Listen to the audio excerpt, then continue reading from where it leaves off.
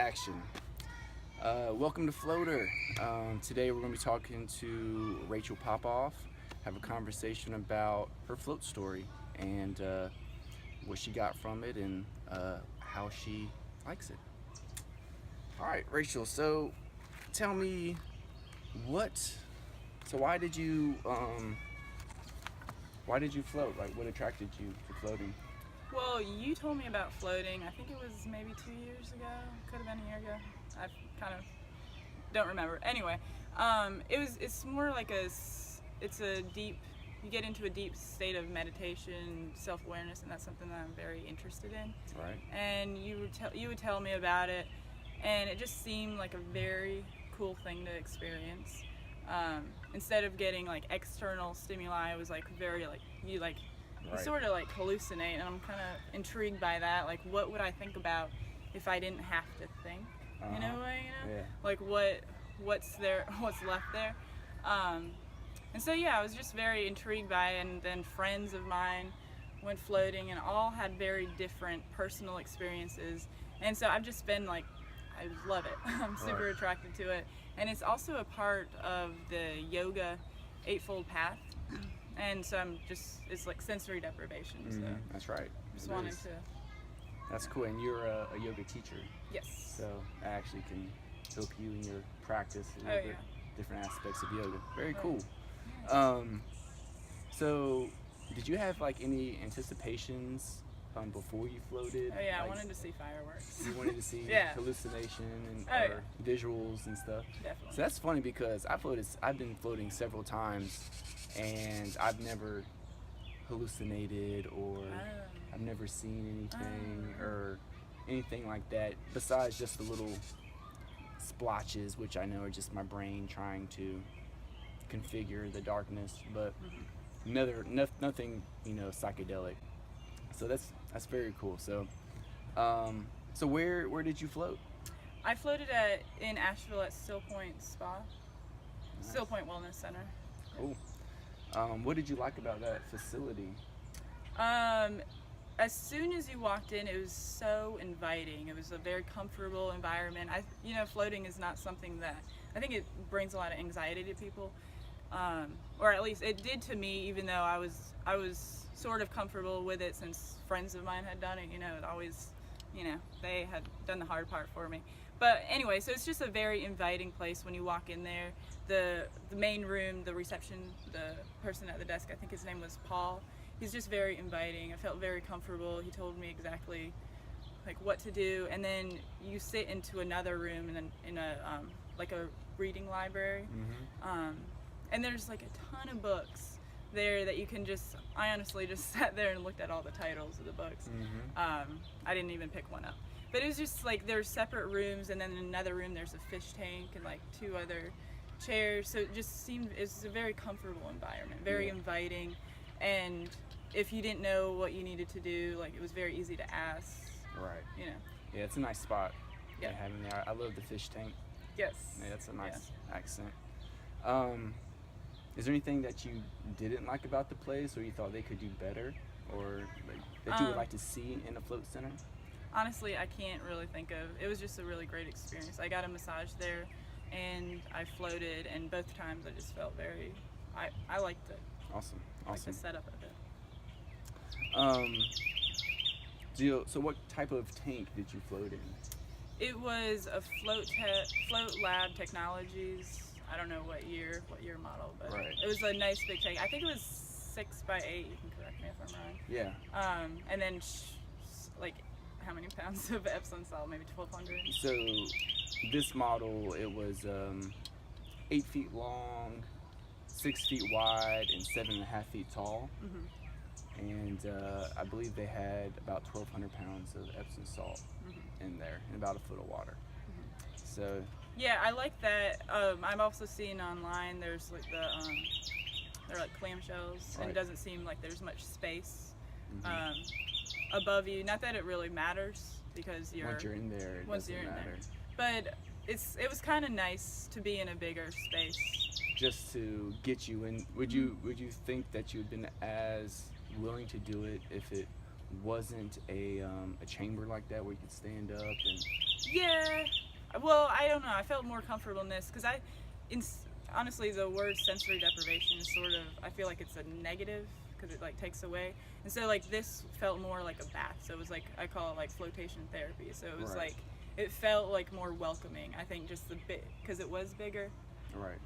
But I Awesome. think that's just like your initial impressions of it. I don't Yeah, I feel the same way. Yeah. Yeah. I love the Float Labs. So what was your experience inside the tank? Well, Nick, let me tell you.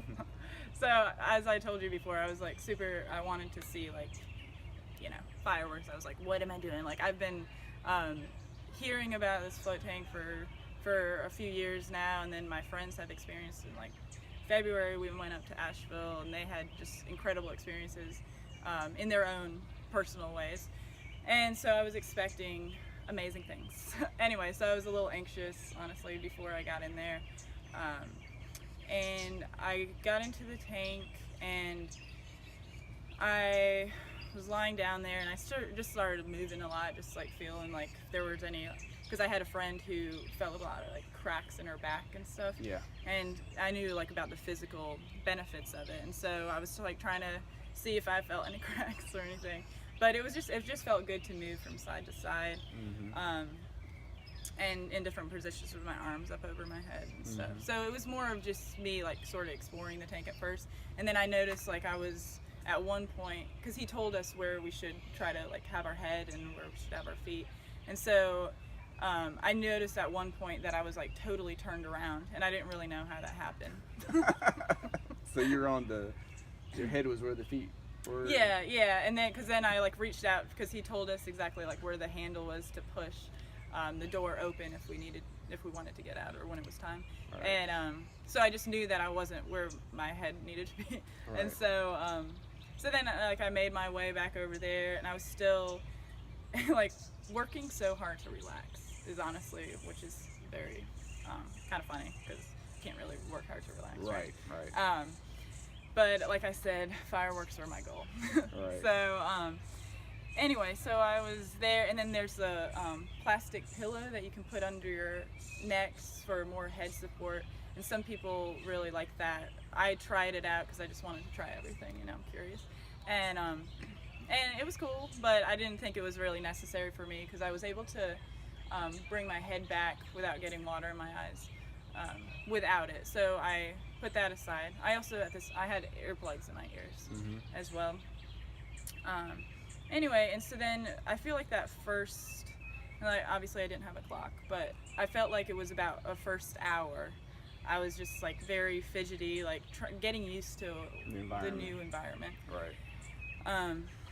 And then I just I was like, okay, I think it's time for me to stay still. And so I got a comfortable position. I was like this, had the earplugs in, and I was just lying there as still as possible, and I just closed my eyes, and I felt something like within my, like I felt it here, like in my chest. It was sort of like, I don't know what it was. It just like, I felt like a calming. It was like a sort of like a calm ripple, and I like maybe my chest went down. I don't know what happened, but it was just like, I like came into this, I was like, oh, I'm more relaxed now. Mm-hmm. And then that's when I started to see different colors, like really softly in the sky, sort of like planets passing, like very slow, and just calm, like nothing scary or anything. And then it's kind of cool, I saw a tiny little baby outline of a llama. A llama? A llama, yeah. A sorry. llama? I'm speaking my Spanish. Yeah, a llama. Yeah, and it was so cute. It was like really tiny. I was like, huh. Like you couldn't confuse it for not even an alpaca. Definitely a llama. Definitely a llama. So that was cool. And then anyway, so then after that, then I was still like in this calm, like saw those lights still, and then I must have like got like, I don't remember, I like sort of passed out before there was a huge, like I just saw like electricity, like current, like all this light like right in front of me, and my whole body like shook. It like woke me up. I was like, what is that? Wow. So Yeah. you actually felt. Oh yeah, it was all through. Like yeah, my body was like, Wow. from my toes to my head, and you just like saw this. I was like, wow. I was like, you know, just like, what is that? That's cool. And that was a great experience. And then I was like, you know what? I feel like it's time. Like it's been about 2 hours. And then like not a second later, there was like the 3 knocks to let you know that it was time to go. And then you're supposed to knock back so that he knows that you're aware of it. Anyway, so I like knocked back and I was like, okay. Yeah, and so it was just kind of, it was cool. It was like sort of like the fireworks that I wanted. You got what you wanted. Wow. Yeah. That's so cool. Yeah. So what was it like after you got out of the tank? What was the effects after? After I got out, I was like, yeah, you shower off, to shower all the salt off, and I felt, I was like, wow, what was that? It was interesting. It was cool because I was just happy with whatever happened, because you know, so even if you don't have the mental, if I hadn't seen the electricity, right, my baby llama, then it's still like your body feels good because you're in all this salt, so like you feel very loose, movement's a little bit easier.